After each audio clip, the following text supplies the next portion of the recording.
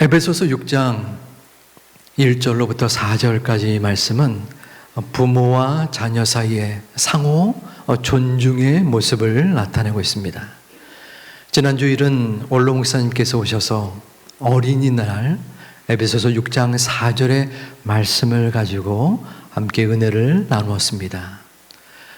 4절은 부모들에게 자녀들을 노엽게 하지 말고 주의 교훈과 훈계로 양육할 것을 나타내고 있습니다. 오늘은 어버이의 주일, 어버이를 향한 그리고 자녀들의 존중의 모습을 그리고 있습니다. 본문 1절 말씀을 보면 자녀들에게 부모에게 순종할 것을 성경은 말씀합니다. 여기서 순종하라라는 휘파코이라는 헬라어는 아래에서 듣는다라는 의미를 지니고 있습니다. 이것은 부모의 권위를 인정하고 또한 부모가 말씀하실 때에 그 말씀을 주의 깊게 들라라는 마음의 모습을 그리고 있습니다. 부모를 존중하고 또한 공경하는 것은 우리에게 익히 익숙한 자세입니다. 왜냐하면 우리 한국은 유교 문화권에 속하여서 효를 실천해 왔지 않습니까? 부모를 공경하는 것을 최우선으로 여기는 가치였습니다. 그러므로 우리는 어려서부터 부모의 공경을 귀로 들었던 것입니다. 하지만 최근의 세대에 이르러서는 이 부모를 공경하고 또한 효를 표하고 어른을 존중하는 이러한 문화가 조금씩 달라지는 조짐이 보입니다. 지난주 인터넷상에서 어떠한 한 분이 자신의 동네 카페의 입구를 사진 찍어서 그 모습을 올렸습니다. 근데 그 사진에 담겨진 문구가 눈길을 끌었고 또한 여러 가지 찬반 양론의 의견이 빗발쳤습니다. No Senior Zone이라고 되어 있습니다. 그래서 기분이 나쁘신 분들이 제법 계실 겁니다. 여기는 이유가 있었습니다. 카페 여자 주인에게 일부 어르신들이 성희롱적인 발언을 했다고 하네요. 그래서 이 같은 조치를 취한 것입니다. 두 가지 대립되는 의견이 있었는데 첫 번째, 이 여자 주인의 이 문구에 찬성을 하는 입장은 맞아, 그럴 수도 있다. 얼마나 속상했으면 손해를 감수하고서라도 이 같은 문구를 이루었겠느냐. 또 이 문구에 반대되는 의견도 있었습니다. 일부 그런 몰지각한 분들만 제안하지 전체를 싸잡아서 함께 제안하면 어떻게 하는가 하는 의견입니다. 우리나라에는 이제 노키스 존이라고 또 있습니다. 어린아이들이 카페나 또한 음식점에 너무 뛰놀아다니면서 떠들썩하게 하니까 아이들의 입장을 제한하는 것이죠. 이렇듯 일부 계층을 제한하고 차별하는 모습은 전 세계 어디서나 또한 역사적으로도 있어 왔습니다. 대표적인 것이 인종차별입니다. 미국에는 1950년대까지도 흑인과 백인이 한 건물에 있을 수 없었습니다. 버스를 타더라도 흑인들이 앉는 흑인 따로의 존이 있었습니다. 화장실도 물론 마찬가지입니다. 같은 공간에 너희들 흑인이 있을 수 없다라는 말이죠. 여러분도 혹시 연령차별이라는 말을 들어본 적 있습니까? 영어로는 ageism이라고 하는데요. 나이를 이유로 행해지는 선입견이나 편견 또는 차별을 의미합니다. 현대에 들어서 농경사회에서 산업사회로의 변화가 있었습니다. 이전에 농경사회에서는 나이가 들어도 힘이 약해져도 그 행할 수 있는 역할이 존재했습니다. 하지만 산업정보화 사회가 되니까 나이가 들어서는 어쩔 수 없이 은퇴, 퇴직을 해야 됐습니다. 그 가운데서 자신의 역할이 저하되는 그러한 생각을 가지게 되었고, 존재가치의 부족함으로 인하여 쓸모없는 존재가 되었다라는 인식, 그리고 주위의 차별을 의미하게 됩니다. 물론 우리나라의 부모 공경 또 어르신들을 존중하는 문화는 여전히 있습니다. 하지만 그 의미가 조금씩 또 세대가 지날수록 퇴색되어지는 것도 현실인 듯 싶습니다. 하지만 세월이 흘러도 어떠한 변동 속에서도 변하지 않는 것, 변할 수 없는 것이 있는데 그것은 바로 하나님의 말씀입니다. 부모를 공경하라. 이는 유교 문화권에서의 효의 가르침이 아닙니다. 바로 하나님께서 하나님의 기준과 말씀 속에 너희가 부모를 공경해야 된다, 순종해야 된다, 이것이 옳다라는 증거를 오늘 말씀에서는 하고 있는 것입니다. 당시 이 말씀이 증거되어진 에베소 교회에서는 신앙생활을 핑계로 부모를 공경하지 못하는 이들이 있었습니다. 교회에 열심히 다니고 봉사를 한다고 해서 부모를 공경치 않으면 안 되는 것이죠. 그러므로 이 말씀은 부모를 공경치 아니하는 폐역한 무리들을 향하여 주는 말씀이 아닙니다. 교회 안에서 예배를 드리는 하나님을 믿는 우리들을 향한 말씀인 것입니다. 그러면 이 말씀은 바로 하나님께서 우리 인간사에 주어진 이 영원한 법칙이기도 합니다. 한 세대, 두 세대 지나가면서 그 의미가 퇴색되어 더 이상 지키지 못하는 일상의 이 세상의 규칙이 아닙니다. 하나님께서 마음으로 작정하시고 지켜도 되고 지키지 않아도 되는 선택의 권한이 아니라 무조건적으로 단언하게 말씀으로 명령하신 것이 바로 부모 공경의 모습인 것입니다. 그러면 이 부모에게 순종하는 그 범위는 얼마나 될까요? 골로새서 3장 20절 말씀에는 모든 일에 부모에게 순종하라 말씀합니다. 하지만 오늘 본문에서의 의견과 조금 다릅니다. 오늘 본문 1절에서는 주 안에서 순종할 것을 말합니다. 어디가 맞을까요? 예외 규정이 있다는 것입니다. 예를 한번 들어보겠습니다. 어느 소매치기가 있었습니다. 오랫동안 소매치기에 전념을 했습니다. 결혼을 하게 되었어요. 부부 소매치기입니다. 그러다가 자녀를 낳고 자녀가 어느 정도 성장하자 자녀를 불렀습니다. 야, 우리 집안에게는 가업이 있다. 그것은 소매치기다. 너는 이제 우리 부모의 가업을 이어서 소매치기를 배워야 한다. 그 소매치기의 자녀는 교회에 다녔습니다. 고민이 되었습니다. 말씀에는 부모에게 순종하라 했는데 어떻게 해야 하나? 어떻게 해야 할까요? 답은 나와 있죠. 부모의 뜻과 하나님의 뜻이 대치될 때, 반대될 때는 우선권이 하나님의 뜻에 있는 것입니다.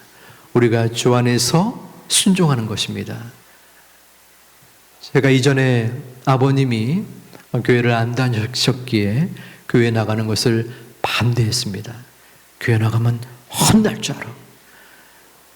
하지만 교회를 나왔습니다. 주 안에서 순종하는 모습을 우리는 바라보아야 합니다. 순종이라는 말씀에 이어서 본문 2절에서는 공경할 것을 증거합니다. 아버지와 어머니를 공경하라. 이것이 약속이 있는 첫 계명이다. 여기서 공경한다라는 건 케베트라는 용어가 있습니다. 이 용어는 무거운 것이라는 뜻을 지니고 있습니다. 이는 하나님께서 자녀를 향하여 부모를 어떻게 바라보아야 하는지를 이야기합니다. 부모를 가볍게 여기지 아니하고 존귀한 자, 그리고 중요한 분으로 섬기라는 뜻입니다. 깊은 존중으로 그리고 따뜻한 사랑으로 부모를 대하라는 말이기도 합니다. 그런데 여러분 부모 가운데 존중할 수 없는 분이 있을 수 있고 또 존중할 수 있는 분이 있을 수 있습니다. 존중할 수 있는 존재는 누구입니까? 우리들의 부모가 사회적 지위가 높거나 혹은 인격이 훌륭할 수 있습니다. 그리고 돈이 많을 수도 있죠. 자연스럽게 존중할 마음이 생깁니다. 반대로 존중치 못할 그러한 분도 있을 수 있습니다. 사회적 지위가 지극히 낮거나 혹은 인격이 떨어지는 분, 혹은 아무런 가진 것이 없이 인생에 도움이 되지 않는 부모가 있을 수 있습니다. 물론 그런 분들을 존중치 말라는 것은 결코 아니지만 마음속에 존중하고 싶은 마음이 들지 않을 수도 있습니다. 존중하고 싶기 때문에 존중하는 것, 이것은 내가 기준입니다. 내 판단에 존중할 만하지 않으니까 존중치 않는 것, 내 마음대로 하는 것입니다. 하지만 하나님의 말씀은 바로 내가 기준이 아니라 하나님이 명령하신 것을 따라야 합니다. 하나님의 말씀에 내 부모를 공경하라 했기에 그 말씀의 마음대로 따라가는 것입니다. 그 말씀에 우리의 행위를 이루어 나가는 것입니다. 우리가 일상생활 속에서 저절로 그리고 아무런 꺼리낌 없이 부모를 공경한다면 하나님께서 굳이 이것을 명령으로 삼으셨겠습니까? 우리의 마음속에 내 부모는 왜 저 정도밖에 되지 않는가? 왜 나는 이따위 가정에 태어났는가? 나는 존중할 수 없다, 공경하고 싶지 않다라는 마음이 들지라도 하나님 아버지의 말씀이기 때문에 공경하는 것입니다. 그런데 이것을 실천하기에 어려운 부분이 있습니다. 저는 상담을 배웠고 또 아픔과 슬픔을 겪은 분들의 이야기를 들었습니다.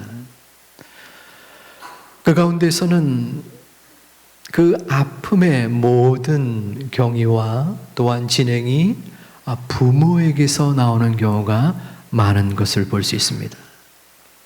부모의 헤어짐, 그리고 어린 시절부터 자신을 돌보지 않음으로 인하여 사랑이 결핍되고 언어의 폭행, 또한 학대 등 여러 가지 갖가지 방법으로 상처를 입어 정신적으로 또한 감정적으로 육체적으로 어려움을 당하는 사람들이 있다는 것입니다.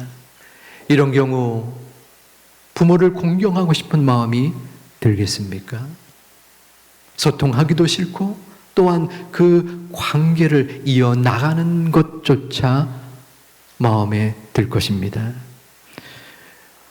이런 경우 부모로 인하여 어려움을 겪는 이러한 상황에서 어떤 분들은 용서를 말하기도 합니다.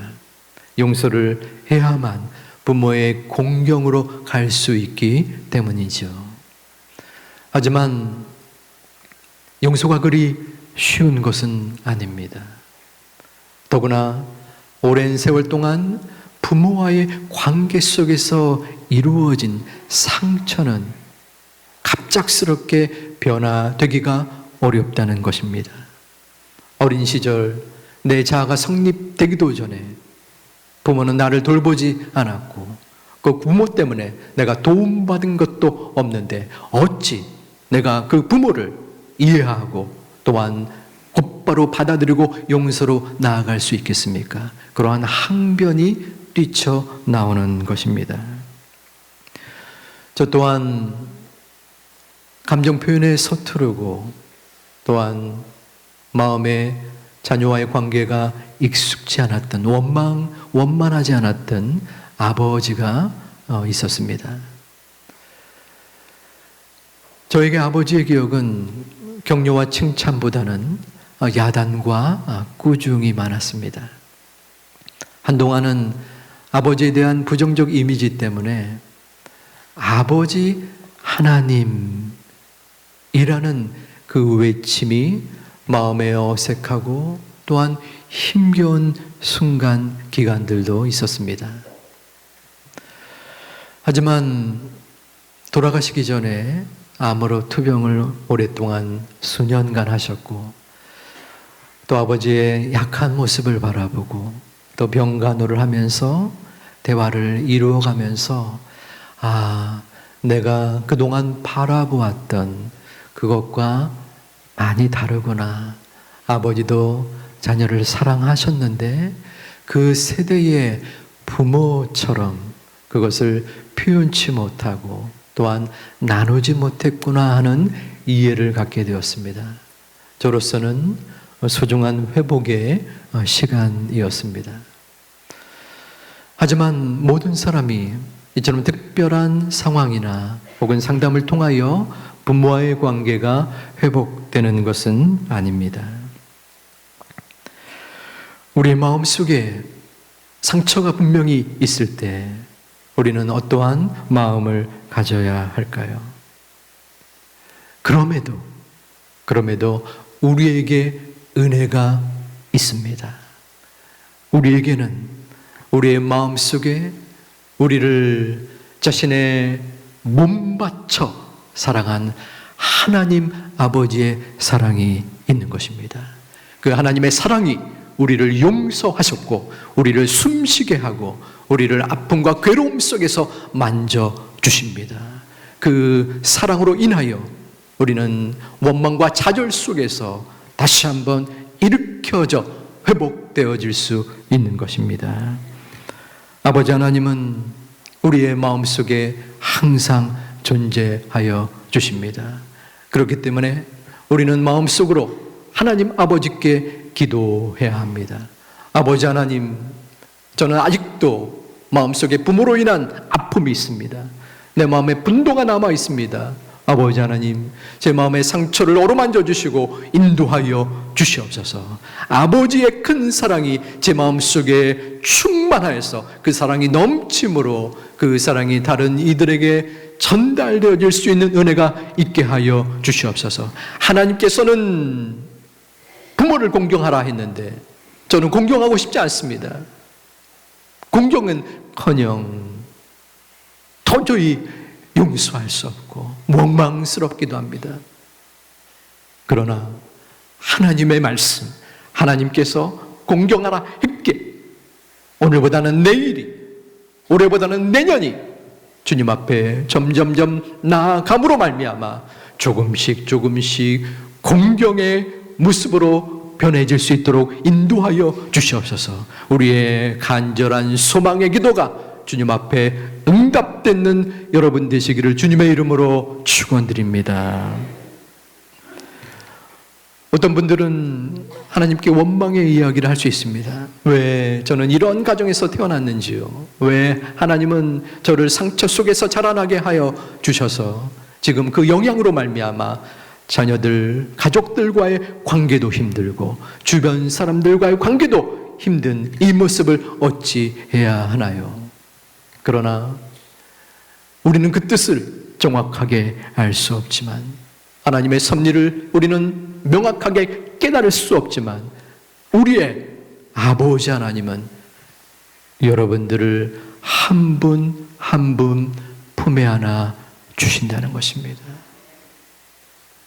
세상 사람들이 나를 몰라하고 나의 아픔과 고통을 신경 쓰지 않는다고 할지라도, 우리의 아버지 하나님은 우리보다도, 내 자신보다도 우리의 슬픔 속에 함께하여 주시는 분이십니다. 그 하나님께 우리의 마음과 전심을 드림으로 말미암아 주님 앞에 온전히 거함으로, 그 사랑이 나에게 넘침으로 부모의 공경의 자세가 이루어질 수 있는 하나님의 자녀들 되시기를 주님의 이름으로 축원드립니다. 하나님께서는 부모에 대한 공경을 너무나 소중히 여기셨습니다. 그 증거는 십계명의 차례에서 찾아볼 수 있습니다. 모세는 돌판 둘을 시내산에서 가지고 내려왔습니다. 첫 번째 돌판은 1계명부터 5계명까지 하나님과의 관계에 대한 내용이었습니다. 두 번째 돌판은 6에서 10계명까지의 내용이 담겨져 있습니다. 인간이 이 땅을 살아가는 데에 꼭 지켜야 될 행동의 규범을 말합니다. 도둑질하지 말라, 간음하지 말라, 내 이웃의 것을 탐하지 말라, 여러 가지 것들이 담겨져 있습니다. 그러면 앞서 말한 하나님과의 관계가 있는 1계명부터의 5계명은 하나님 외에 다른 신을 섬기지 말라, 우상 숭배하지 말아라, 하나님의 이름을 헛되이 부르지 말라, 안식일을 지켜라, 그리고 다섯 번째가 내 부모를 공경하라입니다. 조금 낯설지 않습니까? 앞서 말한 하나님과의 관계는 네 가지가 확실한데, 부모를 공경하라가 이 첫 번째 돌판이 아니라 두 번째 돌판, 사람이 이 땅에서 행할 규칙, 규범 쪽에 들어가야 하지 않겠습니까? 하지만 하나님은 내 부모를 공경하라, 부모 공경을 하나님 공경의 수준에 기록하신 것입니다. 또한 말씀에 부모를 공경할 때에 이 약속의 첫 계명이다라고 말씀하셨습니다. 다른 모든 계명은 하나님의 약속이 붙어 있지 않습니다. 그런데 부모를 공경할 때에 약속을 주어졌는데, 바로 내가 잘되고 그리고 장수하는 복을 주신 것입니다. 이는 신명기 5장 16절의 말씀을 인용한 것입니다. 우리 함께 봉독하겠습니다. 너는 내 하나님 여호와께서 명령한 대로 내 부모를 공경하라. 그리하면 내 하나님 여호와가 내게 준 땅에서 내 생명이 길고 복을 누리라. 아멘. 지금과 같은 100세 시대에 장수의 복, 약속은 그렇게 마음에 와닿지 않을 수 있습니다. 하지만 이 말씀이 선포되어졌던, 전하여졌던 모세 광야 시대에는 이스라엘 백성이 가진 질병과 또한 전쟁으로 오래 살지 못하던 때였습니다. 그러기에 이 장수의 복은 특별한 의미가 그들에게 있었을 것입니다.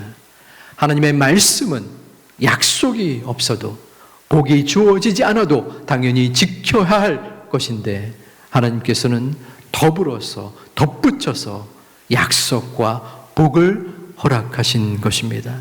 얼마나 부모 공경에 대한 중요한 부분을 일깨워 주셨으면 이렇겠습니까? 세월은 살같이 빠르게 지나가는 듯합니다. 60 혹은 70, 80 그 이상일지라도 인생이 어떤 것 같아요? 라고 물으면 쏜살같이 지났습니다. 그런 말씀을 하시더라고요.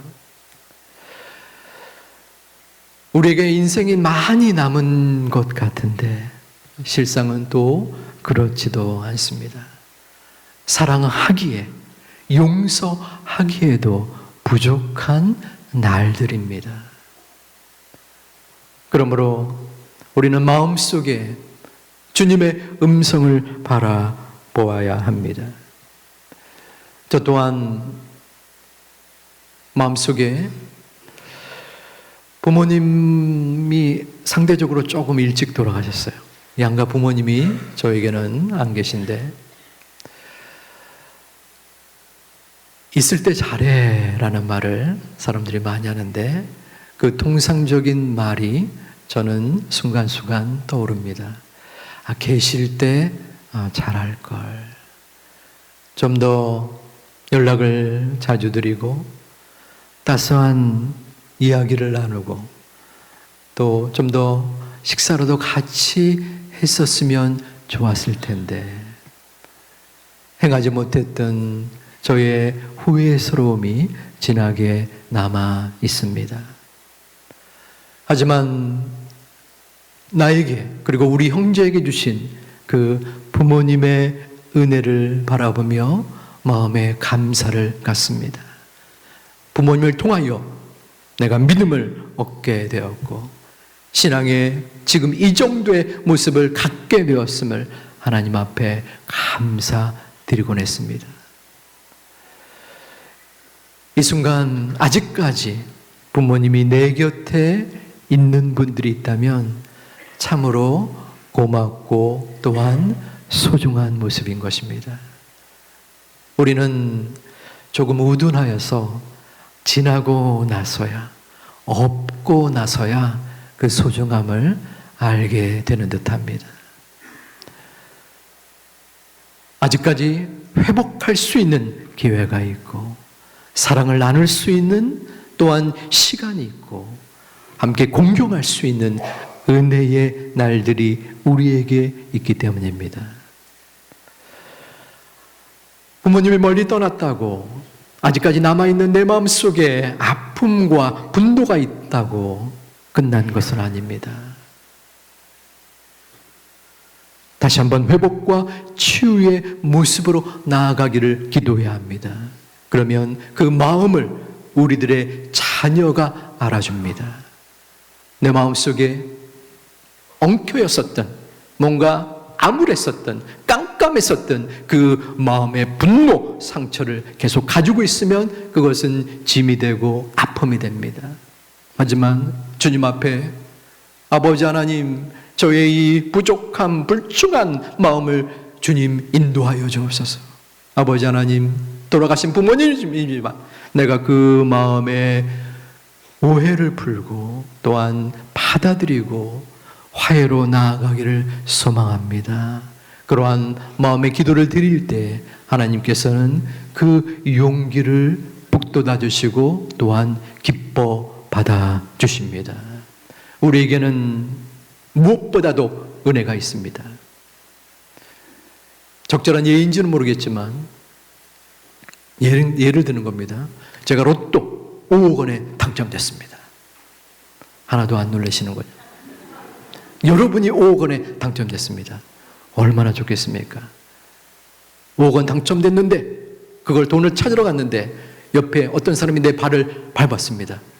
허허허허, 기분이 별로 안 나쁩니다. 어떤 사람이 나를 쭉 치고 갔습니다. 하하하, 왜 그럴까요?